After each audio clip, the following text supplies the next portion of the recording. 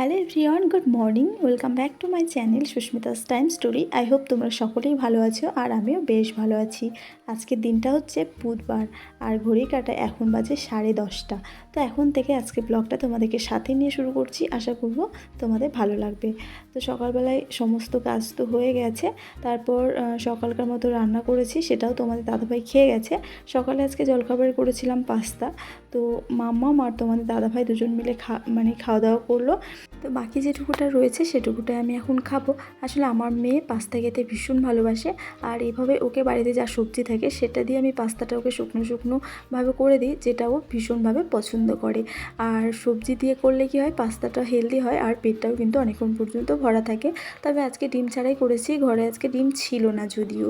তো তারপরে আমিও সকালকার ওরা বেরিয়ে যাওয়ার পরে আমি ওই যে পাস্তাটা দেখলে তুলে নিলাম। তো সেটাই আমি খেয়ে এখন এসেছি টেবিলটা আর কি মুছে নিতে। খাওয়া দাওয়ার পর এঁঠোটা তো মোছা হয়নি, তাই টেবিলটা মোছার সঙ্গে সঙ্গে পুরো টেবিলটাই ভালো করে সুন্দর করে আর কি গুছিয়ে নিলাম। আর আজকের ব্লগটা খুবই ছোট্ট একটা ব্লগ তোমাদের সঙ্গে শেয়ার করছি, কারণ ভেবেছিলাম যে আজকে ব্লগ শ্যুট করব না। তো তারপরে ভাবলাম যে না, চলো ছোটোখাটো যাই হোক না কেন স্টার্ট করা যাক। তো তাই আর কি ওই যে বেলা করেই আর কি ব্লগটা শুরু করেছি বলতে পারো। তো টেবিলটা দেখো এখন সুন্দর করে আমি কিন্তু গুছিয়ে নিলাম। আর আচারটা না টেবিলের উপরে সবসময় আমি রাখি এখন, যাতে করে খাওয়ার সময় আর কি খাওয়া যায় আচারটা।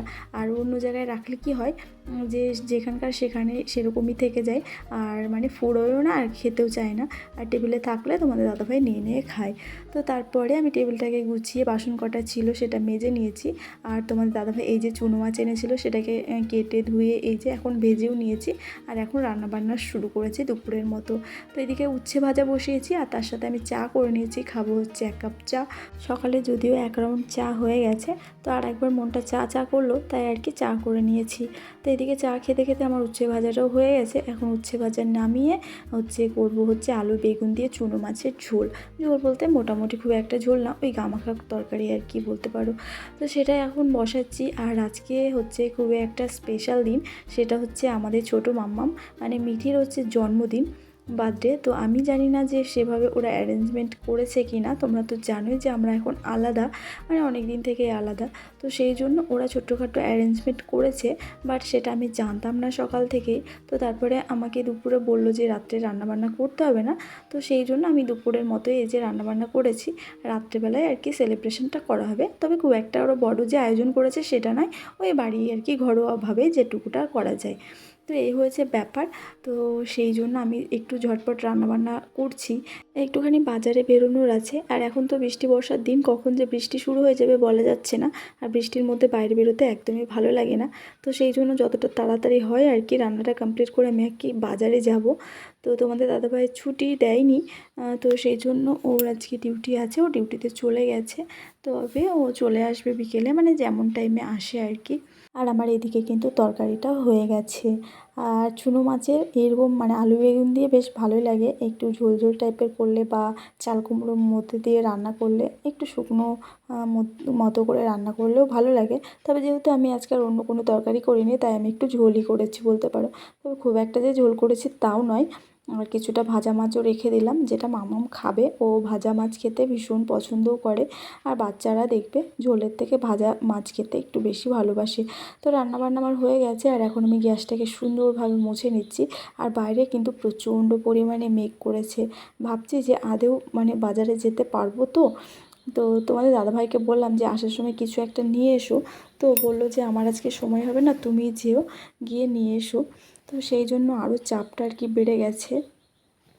তো আমি এই যে গ্যাসটাকে মুছে নিচ্ছি। আর এখন বাজে হচ্ছে তোমার 12টা বেজে গেছে অলরেডি, কারণ এমনিতেই তো রান্নাটা লেট করে শুরু করেছি।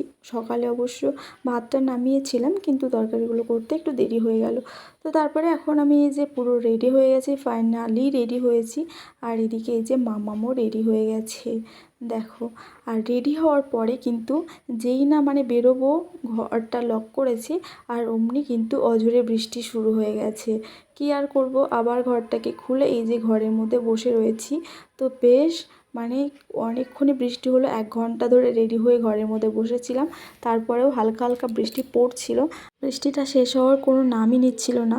তো তারপরে ভাবলাম যে না, এই বৃষ্টি মানে থামার নয়, তাই হালকা হালকা বৃষ্টি পড়ছিল, ছাতা মাথায় দিয়ে বাইরে বেরোলাম। অনেক কষ্ট করে বাজার থেকে ঘুরে আসলাম বৃষ্টির মধ্যে। তো চলো কী এনেছি তোমাদেরকে আগে দেখাই। বাজারে গিয়ে কোনো কিছু নিতে গেলে একজনের জন্য নিলে দুজনের জন্যেই নিতে হবে, কারণ দুই বোনুর মানে কি বলবো, আমার মেয়ের তো ভীষণ আবদার যে বোনুর জন্য যা নিতে হবে ওর জন্য তাই নিতে হবে। তাই আর কি এই যে দুই বোনের জন্য দুটো সেম দুটো জামা নিয়েছি, ফ্রক একদম লাইট ইয়েলো কালারের।